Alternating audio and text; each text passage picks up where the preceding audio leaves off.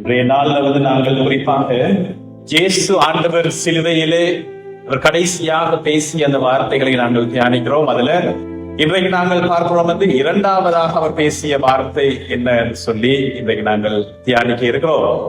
இந்த ஜெருசலேம்ல இருக்கக்கூடிய இந்த மலை பாறைகள்ல இந்த மாதிரியாக பலரை சிலுவையில் அறைந்து கொள்ளுவது வழக்கம்.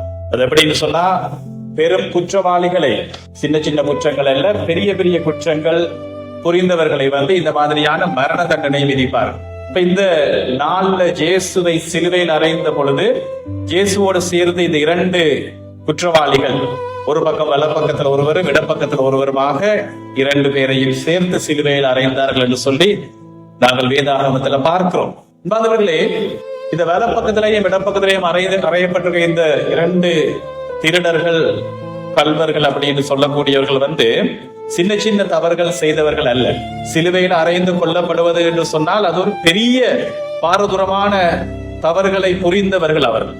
ஆனால் அது வரைக்கும் அவர்கள் எப்படியாவது சட்டத்தின் கண்கள்ல ஒரு மாதிரி மண்ணை தூவி எஸ்கேப் ஆகி, அது மட்டுமல்ல, இதுவரைக்கும் அவருடைய வாழ்க்கை எப்படியாக இருந்தது என்று சொன்னால், மற்றவர்களுடைய உழைப்பை சுரண்டி, மற்றவர்களை ஏமாற்றி கொள்ளையடித்து இப்படியான ஒரு வாழ்க்கையை வாழ்ந்த ஒரு பெரும் பாவிகளாக வாழ்க்கையை வாழ்ந்தவர்கள் தான் இந்த ரெண்டு பேர். அன்பானவர்களே, வலமையில சிலுவையில் அறையப்பட்டவர்கள் எந்த வேளையிலுமே சபித்துக் கொண்டிருப்பார்கள்.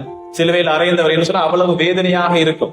தாங்கள் சாக போகிறோமே அப்படி என்று சொல்லுகிற அந்த பயம் ஒரு பக்கம், அந்த உடல் வலி ஒரு பக்கம், இப்படியாக அவர்கள் சபித்துக் கொண்டே இருப்பார். இந்த வேளையில நாங்கள் காண்கிற இந்த காட்சி எப்படிப்பட்டதுன்னு சொன்னா, இடப்பக்கத்தில் இருக்கிற கல்வன் பேசிக் கொண்டிருக்கிறான். பக்கத்துல இருக்கிற ஆண்டவர் இயேசுவையும் பார்த்து அவன் சொல்லுவான், நீர் பல புதுமைகளை செய்தவர் தானே, உண்மையும் காப்பாற்றி எங்களையும் காப்பாற்றும், இந்த பிடியில இருந்து எங்களை காப்பாற்றும் அப்படின்னு சொல்லி அவன் திட்டிக் கொண்டிருப்பான். ஆண்டவர் இயேசு, அன்பான சகோதர சகோதரிகளே, போன வாரம் நாம பார்த்தோம் அவருடைய வாயில ஒரு வார்த்தையை முணுமுணுத்துக் கொண்டிருந்தார் அப்படி என்று சொல்லி.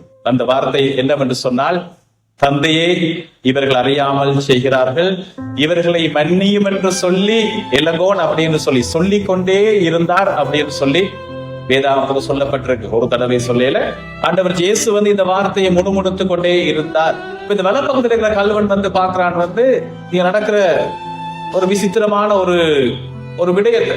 ஆண்டவர் இயேசுடைய வாயில இருந்து இந்த மாதிரியான சபிக்கிற வார்த்தைகளோ அல்லது ஏசுகிற வார்த்தைகளோ எதுவும் இல்லாமல் அவர் இந்த மாதிரியாக இவர்களை மன்னியும் என்று சொல்லுகிற அந்த முகம், இயேசு ஆண்டவரை அந்த வேளையிலே அப்படியே பல விதமாக சிதைத்திருந்தார்கள் அப்படின்னு சொல்லி சொல்லுவார்கள். முள்முடி ஒரு கண்ணை அப்படியே குத்தியது அப்படி என்று சொல்லி, அப்படின்னு சொன்னா ஒரு கண்ணால திறக்க முடியாது இயேசு. மற்றைய கண்ணால ரத்தம் அப்படியே வலிந்து இருக்கு. ஏற்கனவே சாட்டை அடிகள், பல விதமான இழிவுகள், இப்படியான நிலையோட ஆண்டவர் இயேசு சிலுவையில தொங்கிக் கொண்டிருக்கிற வேளையில நண்பார்த்த சகோதர சகோதரி இந்த காட்சியை பார்த்த இந்த வலப்பக்கத்துல இருக்கிற இந்த கல்வன் ஆண்டவர் இயேசுடைய முகத்தை பார்க்கிறான். அந்த பார்வை, இயேசு ஆண்டவருடைய முகத்தை பார்த்த அந்த தருணத்துல அவருடைய வாழ்க்கையில், அவருடைய உள்ளத்துல ஒரு மாற்றம் ஏற்படுகிறது. இயேசு ஆண்டவருடைய முகத்தை நாங்கள் உற்று பார்க்கிற நேரங்கள்ல என் அன்பார்ந்த சகோதர சகோதரிகளே, அந்த கிருபை இறைவனுடைய அருள் எங்களை தொடுகிற தருணங்கள் இன்றைக்கு இருக்கு. அந்த மாதிரியான ஒரு தருணம் தான் இந்த வலப்பக்கத்தில் அந்த கல்வனுக்கு நடக்குது. அவருடைய வாழ்க்கையில், அவருடைய மனதில் ஒரு மாற்றம். இங்க நடக்கிற இந்த செயல், இந்த காரியங்கள் எல்லாவற்றையும் பார்த்து அவன் சொல்றான், இடப்பக்க கல்வனை பார்த்து சொல்லுவான், இந்த மாதிரியாக பேசுவது தவறு, நாங்கள் இந்த மாதிரியாக தீர்ப்பளிக்கப்படுவது முறையே, ஆனால் இவர் எந்த குற்றமும் செய்ததில்லை. இப்ப கூட பாரு, இவர் இவருடைய வாயில என்ன வார்த்தை கொண்டிருக்கு, ஆகவே இந்த மாதிரியாக பழித்துரைக்காதே அப்படின்னு சொல்லி அன்பான சகோதர சகோதரிகளை ஆண்டவர் இயேசுவை பார்த்து அவன் சொல்லுவான், நீர் உம்முடைய வான் வீட்டிலே வரும் பொழுது, நீர் உம்முடைய அரசு சுருவியோடு வரும் பொழுது என்னையும் நினைவு கூறும் அப்படி என்று சொல். நண்பான சகோதர சகோதரிகளே, அவனது தெரிந்து சொன்னானா, அதனுடைய ஆழத்தை அறிந்து சொன்னானா? ஆனால் ஆண்டவர் இயேசுவை பார்த்த அந்த தருணத்துல அவருடைய வாழ்க்கையில் ஏற்படக்கூடிய அந்த மாற்றம், அந்த வேளையில பிரியமான சகோதர சகோதரி, ஆண்டவர் இயேசு அவரை பார்த்து சொல்லுகிற அந்த வார்த்தைகளை தான் இதை நாங்கள் தியானிக்கிறோம். உண்மையாகவே இந்த வார்த்தை ஆண்டவர் சொல்றாரு, உறுதியாகவே உனக்கு சொல்லுகிறேன், இன்று நீ அந்த வானக வீட்டிலே என் கூட இருப்பாய் அப்படி என்று சொல்லி, உறுதியாகவே உனக்கு சொல்லுகிறேன், நீ இன்று என்னோடு பேரின்ப வீட்டில் இருப்பாய் என்று ஆண்டவர் இயேசு சொல்லுகிறார்.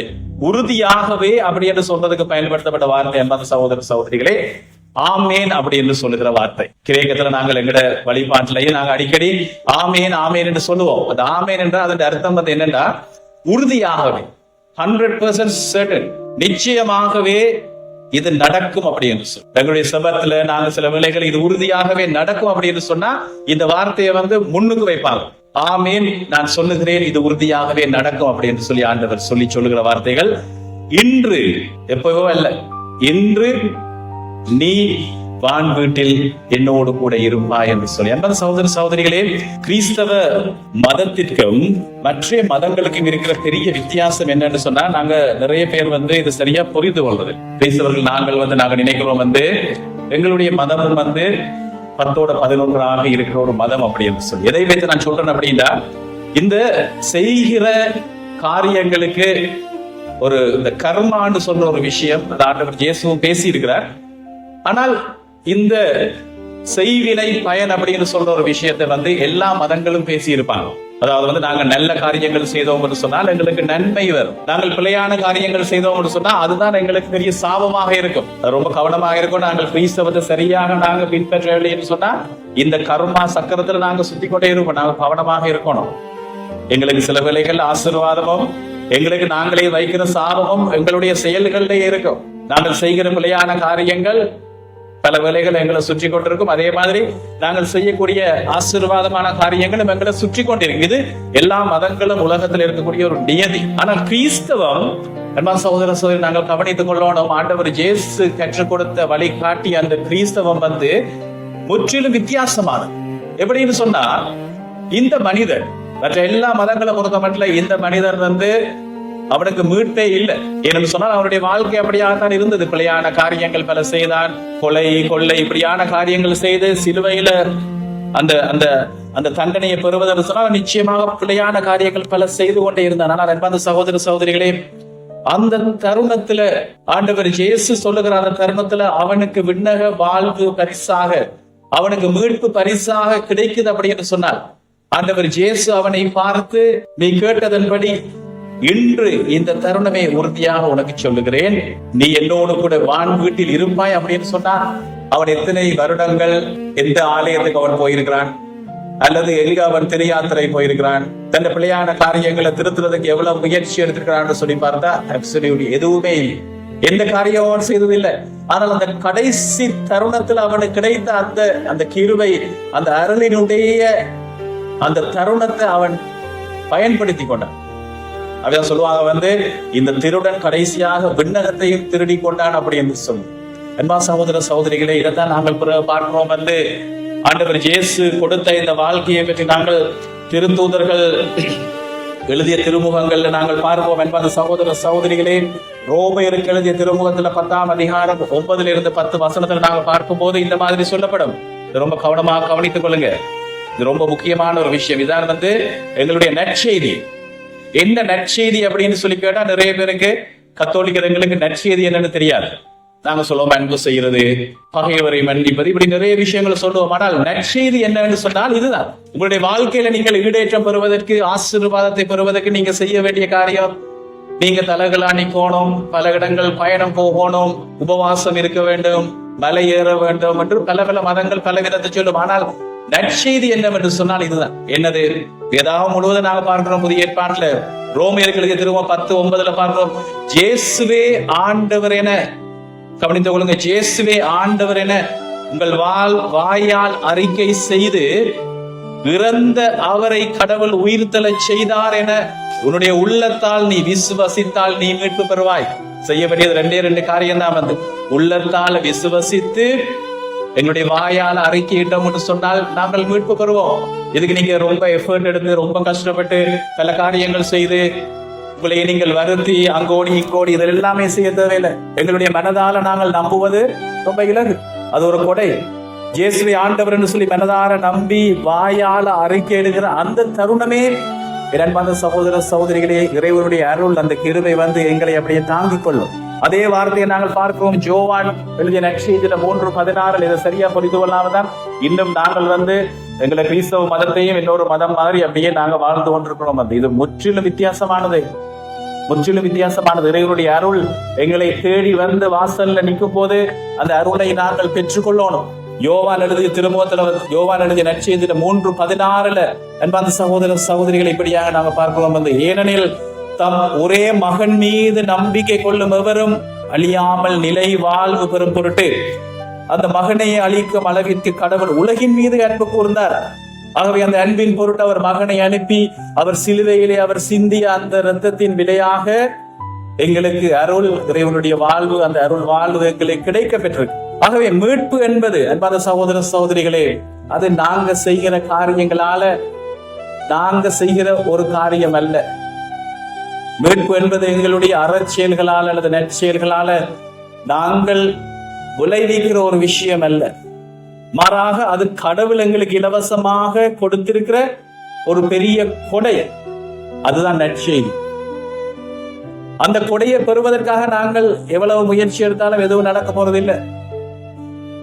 மாறாக எங்களுடைய வாழ்க்கையில மாற்றங்கள் வரும். எப்படி என்று சொன்னால், நாங்கள் ஆண்டவர் இயேசுவால நிரப்பப்பட அந்த கிருபை, அந்த அருள் எங்களை தாங்கிக் கொள்ளும் போது எங்களுடைய வாழ்க்கையில மாற்றங்கள் நடக்குது. முற்றிலும் அப்படியே வித்தியாசமானது, ரிவர்ஸ் ஆனது. நாங்கள் நல்லவர்களாகி ஆண்டவருக்கு முன்னாடி வந்து நிற்பதல்ல, மாறாக இறைவன் எங்களை தொடும் பொழுது அவருடைய பார்வை, ஆண்டவர் இயேசுடைய பார்வை எங்கள்ல படும் பொழுது எங்களுடைய வாழ்க்கை அப்படியே மாறிடும்.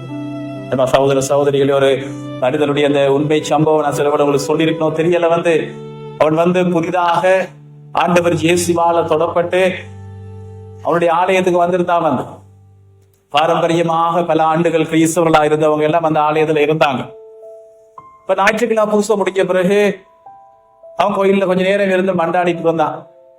அந்த வேளையில கோயில்ல பாரம்பரியமாக கிறிஸ்தவர்களாக இருந்தவங்க கொஞ்சம் பேர் அவனை பார்த்து, போன வாரம் நீ கோயிலுக்கு வந்தாய், இந்த வாரம் வந்திருக்கிறாய், நீ யாரு, உன்னை பற்றி அறியணும் அப்படின்னு சொல்லி அவனோட பேச தொடங்கி ஒரு சின்ன சின்ன கேள்விகளை கேட்டான். இயேசு ஆண்டவரை பற்றிய சின்ன சின்ன கேள்விகளை கேட்டா, பாவம் இவனுக்கு எந்த கேள்விக்கும் பதில் சரியா தெரியல. இயேசு செய்த முதல் புதுமை என்ன, அவருக்கு எத்தனை சீடர்கள், எத்தனை அப்போஸ்தலர்கள், அவர் எங்கு வாழ்ந்தாரு, எந்த இடத்துல முதல் புதுமை செய்தார், இப்படியான காரியங்கள் எல்லாம் கேட்டாலும் அவனுக்கு சரியான பதில் அவனுக்கு தெரியல. அவங்களோட சொன்னார், வந்து இயேசு ஆண்டவரை பற்றி உனக்கு தெரியல அப்படின்னு சொன்னா, எங்களுடைய திருச்சபை 2000 வருஷ காலம் இருக்கிற திருச்சபையில் இருக்கிற பல விஷயங்கள் இருக்கு. கனன்லோன்னு சொல்லி பெரிய சட்டத்திட்டங்கள் எல்லாம் இருக்கு, பல விஷயங்கள் எல்லாம் இருக்கு. அதெல்லாம் உனக்கு எப்படி தெரிய போகுது, நீ கிறிஸ்தவன் என்று சொல்லி ஆலயத்துக்கு வந்திருக்கிறியே அப்படி என்று சொல்லி. அந்த மனிதன் சொன்னாங்க, நீங்க சொல்றது உண்மை, எனக்கு நிறைய விஷயங்கள் இன்னும் தெரியாது, அதை நான் படிச்சு கொள்வேன். ஆனா நேற்று வரை என்னுடைய வாழ்க்கை வித்தியாசமா இருந்துச்சு. இந்த ஆண்டவர் இயேசு இவர் என்னை தொடும் மட்டும் என்னுடைய வாழ்க்கை வித்தியாசமான ஒரு வாழ்க்கையாக இருந்தது. நான் ஒரு ஒழுங்கான ஒரு வேலைக்கு போனதில்லை. காலையில இருந்து இரவு மட்டும் குடியிலேயே நான் இருந்தேன். இந்த நேரம் பார்த்தாலும் குடிச்சு கொண்டே இருப்பேன். பாவம், என்னுடைய மனைவி கஷ்டப்பட்டு உழைத்துட்டு கொண்டு வர அந்த பணத்தை வந்து வாசல்ல அப்படியே பறிச்சு எடுத்துட்டு அப்படியே பிடிங்கிட்டு போயிட்டு அப்படியே அந்த காசை செலவழிச்சு என்னுடைய வாழ்க்கை இந்த நேரம் வந்து குடியிலே இந்த வாழ்க்கை இருந்தது. என்னுடைய பிள்ளைகள் கூட என்ன கிட்ட வரமாட்டாங்க. பக்கத்துல இருக்கிறவங்க எல்லாம் கதவை பூட்டி போடுவாங்க. நான் வரும்போது யாருடையாவது சண்டைக்கு போயிட்டு இருப்பேன். சண்டை இழுக்கிறதா எனக்கு எந்த நேரம் பார்த்தாலும் வேலை. என்னுடைய மனதுல நிம்மதி இருக்கவில்லை, மகிழ்ச்சி இருக்கிறது. இந்த நேரம் பார்த்தாலும் வந்து எப்பயாவது இந்த வாழ்க்கையை அழித்திடுவோம், தற்கொலை செஞ்சு கொள்வோம் அப்படின்னு நிலையிலே தான் நான் இருந்து கொண்டே இருந்தேன். அதை மறக்கிறதுக்காக நான் குடிச்சு கொண்டே இருந்தேன். ஆனால் ஒரு நாள் இந்த ஆலயத்துல நான் இந்த பலியால போகும்போது ஆண்டவர் இயேசுவினது சிலுவையை நான் பார்த்தேன். அந்த சிலுவையை பார்த்த வேளையில எனக்கு தெரியாது, ஆண்டவர் இயேசு அந்த வேளையில என்னை அவர் தொட்டார். அந்த அனுபவம் எனக்கு கிடைத்த பிறகு என்னால இப்ப குடிக்க முடியுதில்லை. என்னுடைய வாழ்க்கையில் ஒரு இனம் புரியாத ஒரு மகிழ்ச்சி, ஒரு சமாதானம், ஒரு நிறைவு. இப்ப எனக்கு குடிக்கிறதுக்கு மனமே வருதில்லை. இப்ப நான் ஒரு சின்ன ஒரு வேலை ஒன்று நான் செய்கிறேன். கொஞ்ச நாளா திரும்பி பார்க்கும் போது என்னுடைய மனைவி பிள்ளைகள் எல்லாம் என்னோட வந்து மகிழ்ச்சியோட இருக்கிறாங்க. இந்த மாற்றம் எப்படி என்று சொல்லி அவங்களாலையும் புரிஞ்சு கொள்ள முடியுதில்லை. என்னோட சுற்றி இருக்கிற அயல்ல இருக்கிறவங்க எல்லாம் நான் வரும்போது அவங்களும் பாக்குறாங்க ஏற்பட்ட மாற்றத்தை பார்த்து. என்பது சகோதர சகோதரிகளை, நாங்கள் நம்புகிற ஆண்டவர் வந்து ஒரு எண்ணக்கரு, ஒரு கன்செப்ட், ஒரு 10ஓட 11ஆவது இருக்கிற ஒரு மதம் அப்படி அல்ல. ஆண்டவர் இயேசு வாழுகின்ற கடவுள் அப்படின்னு சொல்லும். அவருடைய ஒரு பார்வை போதும், அவருடைய ஒரு தொடுகை போதும், அவருடைய கிருபை எங்களை சூழ்ந்து கொள்ளும் போது எங்களை அப்படியே அவர் தூக்கி கொள்வார். அவருடைய பார்வை பட்டால் போதும். பிரியமான சகோதர சகோதரி, எங்களை வாழ்க்கை மாறுவதற்கு தான் திருத்தூதர்கள் எல்லோருமே சொல்லிக் கொண்டே இருப்பாங்க. இதுதான் நற்செய்தி. நீங்க எவ்வளவு முயற்சி பண்ணி அங்க போய் இங்க போய் நீங்க நற்செய்தி, நீங்க உங்களுடைய மீட்பை நீங்க செய்வது அல்ல. உங்களுடைய அரசியல்களால, உங்களுடைய முயற்சிகளால நீங்கள் உங்களுடைய வாழ்க்கையை மீட்டுக் கொள்ள முடியாது. மாறாக இறைவன் உங்களுக்காக அந்த விலையை கொடுத்ததால அவருடைய அந்த கிருபை உங்களை தொடும் பொழுது அவர் உங்களை அப்படியே அள்ளி எடுத்துக் கொள்வார். சகோதர சகோதரிகளே, இந்த மனிதன் பாருங்க, கொஞ்சம் கற்பனையோட யோசிச்சு பாருங்க. ஆண்டவர் இயேசு அந்த இறந்த அந்த நாள்ல அவர் பாதாளத்துக்கு சென்று அங்கு இருந்த எல்லாரையும் அப்படியே விண்ணகத்துக்கு கொண்டு வர்றாரு. அந்த வேளையில எல்லாரும் கியூல நிக்கிறாங்க. நல்ல காரியங்கள் செய்தவர்கள், பிதாக்கள், ஆபிரகாம்ல இருந்து ஈசாக்கு, யாக்கோபு, இப்படி எல்லா பெரிய பெரிய தலைவர்கள், இஸ்ரேல் தலைவர்கள் எல்லாம் நிக்கிறாங்க. இறைவாக்கினர்கள் நிக்கிறாங்க. மோயிசர் நிக்கிறார். அப்படியே பார்த்த அரசர்கள், நல்ல காரியங்களை செய்தவர்கள் எல்லாம் நிக்கிறாங்க. அவங்க எல்லாரையும் பார்த்து வானதூதர் எல்லாரையும் உள்ளுக்கு விட்டு கொண்டிருக்கிறார். இப்ப பார்த்தா இந்த கல்வனும் அந்த லைன்ல வாராம, அந்த கல்வனம் அப்படியே லைன்ல வரும்போது வானதூதர் மறைச்சு கேட்கிறாரு, உன்னை யாரு இங்க விட்டாங்க? உன்னுடைய அட்ரஸ் எங்களுக்கு தெரியாது, எப்படி உனக்கு இந்த மீட்பு? என்னன்பா சகோதர சகோதரர், மனிதன் சொல்லுவான், ஒரு டோக்கன், ஒரு சின்ன ஒரு டோக்கனை காட்டி சொல்லுவான். சிலுவை மரத்துல அவர் எனக்கு சொன்னார், இன்று இந்த தருணமே நீ வான் வீட்டில் என்னோடு இருப்பாய் என்று சொல்லி அந்த டோக்கனை கொடுத்தாரு. அந்த டோக்கன்ல ரத்தம் படிந்த அந்த டோக்கனை அவர் கொடுத்தாரு. ஆகவே தான் நான் இங்க நிக்கிறேன். என்னன்பா சகோதர சகோதரிகளே, இந்த செய்தியை நாங்கள் எங்களோட வாழ்க்கையில் எடுத்துக்கொள்ளணும். ஆண்டவர் இயேசு அந்த தருணத்துல அந்த நல்ல கல்வனுக்கு அந்த அருளை கொடுத்தார் என்று சொன்னால், அன்றில இருந்து இயேசுவை ஆண்டவர் என்று சொல்லி ஏற்றுக்கொள்ளுகின்ற ஒவ்வொருவருக்கும் அதே அருளை கொடுத்து கொண்டிருக்கிறார். இது நாங்கள் எங்களுடைய முயற்சியான செய்வது அல்ல. நீங்கள் இயேசுவை ஆண்டவர் என்று சொல்லி அடிக்கடி இயேசுவை ஆண்டவர் என்று அவரை மனதார ஏற்றுக்கொண்டு, ஆண்டவரை உம்முடைய இரக்கத்தால கிருபையால என்னை நிரப்பும் என்று சொல்லி, உம்முடைய தூய ஆவியை எனக்கு தாரும் என்று சொல்லி அடிக்கடி நீங்க சொல்லி பாருங்க. உங்களுடைய வாழ்க்கையை ஆண்டவர் தாங்கிக் கொண்டு அற்புதங்களும் ஆசீர்வாதம் மிகுந்த வாழ்க்கையா உங்களோட வாழ்க்கை போய்கொண்டே இருக்கு. அப்படியாக நீங்க போகும்போது இது ஒருக்கா செய்துட்டு அப்படியே இருக்கிறது இல்ல. என்னோட சொன்னா, நாங்க டிஃபால்ட்டாவே மனிதர்கள் எங்களை அடிக்கடி நாங்கள் ஆண்டவருடைய ஆவியால நிரப்பணும். இது எப்படின்னு சொன்னா, நேற்று முகம் கழுவிட்டு இன்றைய காலையில் எழும்பி நேற்று நான் முகம் கழுவினா நான் அப்படியே இன்றைய கழுவ தேவைன்னு சொல்ற மாதிரி அப்படி இல்லை. எங்களுடைய உடலையே நாங்கள் அடிக்கடி கவனித்துக் கொள்றோம் என்று சொன்னா, போன மாதம் நாங்க குளிச்சோம், ஆனபடியா ஒரு மாதம் நான் குளிக்க மாட்டேன் என்று சொல்ற மாதிரி அப்படி இல்லை. எங்களுடைய உடலையே நாங்கள் அடிக்கடி கவனித்துக் கொள்கிறோம், துப்புரவாக்குறோம், சாப்பிடுறோம், ஓய்வு எடுக்கிறோம் அப்படின்னு சொன்னால், எங்களுக்குள்ளே இருக்கிற எங்களுடைய ஆன்மா என்கிற அந்த விடயத்தை நாங்கள் அடிக்கடி ஆண்டவரால் நிரப்பி பிரியமான சகோதர சகோதரி, இந்த காரியத்தை நீங்க செய்து பாருங்க. உங்களோட வாழ்க்கையை வேற லெவலுக்கு, வேற நிலையாக மாற்றம் அடையும். தூய் ஆவியால நீங்கள் ஆட்கொள்ளப்படுவீர்கள். இதுதான் நற்செய்தி, இதுதான் கெரிமான்னு சொல்லும். இந்த நற்செய்தி அறிவித்த போதுதான் சீடர்கள், இன்றைய கூட இந்த நற்செய்தி அறிவிக்கப்பட்ட இடங்கள்ல ஆண்டவர் செயலாற்றி கொண்டிருக்கிறார். இதுக்கு நீங்க செய்ய வேண்டியது, இயேசுவை ஆண்டவர் என்று சொல்லி மனதார ஏற்றுக்கொள்வது. அந்த இயேசு ஆண்டவர் இறந்து உயிர்த்து வாழுகிற கடவுளாக இருக்கிறார். பலருக்கு வாழ்வு கொடுக்கிற ஆண்டவர் எனக்கும் வாழ்வு தர வேண்டும் என்று சொல்லி நாங்க தலையை குடிந்து ஆண்டவரை உங்களுடைய கிருபையாலே நிரப்பும் என்று சொல்லுகிற அந்த வேளையில ஆண்டவர் தன்னுடைய அருளை உங்களுக்கு தருவார். பிரியமான சகோதர சகோதரிகள், நீங்கள் எந்த நிலையிலையும் இருக்கலாம், பாவத்தில் இருக்கலாம், இந்த வேளையில நீங்கள் உடைந்து போன தருணங்கள்ல இருக்கலாம். இந்த வேளையில அந்த காரியத்தை நாங்கள் செய்வோம். இந்த நற்செய்தி என்கின்ற இந்த விடயம் உங்களுடைய உள்ளங்களை விழுந்து கூட வாழ்க்கையை உயர்த்த வேண்டும் என்று சொல்லி ஆண்டவரை பார்த்து நாங்கள் ஆசிப்போம், மன்றாடுவோம், கண்களை மூடுவோமா. எங்களோடு பேசுகிற ஆண்டவர் இந்த வேளையில் உங்கள் ஒவ்வொருவரையும் தொட்டு ஆட்கொள்ள வேண்டும் என்று. தந்தை இறைவா, உடைந்து போன மனிதர்கள் நாங்கள், ஆண்டவர் இந்த மாலை வேளையில் எங்கள் அழைத்து அந்த வார்த்தையை சொல்லி, ஆண்டவர் இந்த வார்த்தையை சொல்லி, இன்றே நீ என்னோடு கூட வான் வீட்டில் இருப்பாய் என்று சொன்ன அந்த தருணமே அந்த நல்ல கல்வனுக்கு அந்த புது வாழ்வை கொடுத்தீரே. ஆண்டவர் அதே போல இங்க இருக்கிற பிள்ளைகள் ஒவ்வொருவரையும் ஒருவர் கூட விடுபடாமல், ஆண்டவரை அதே விசுவாச அறிக்கையை நாங்கள் செய்கிறோம். இயேசுவே ஆண்டவர் என்று சொல்லி மனதார ஏற்றுக்கொள்ளுங்கள், மனதார ஏற்றுக்கொள்ளுங்கள், மனதார நீங்கள் நம்புங்கள். இந்த விசுவாச அறிக்கையை செய்யுங்க.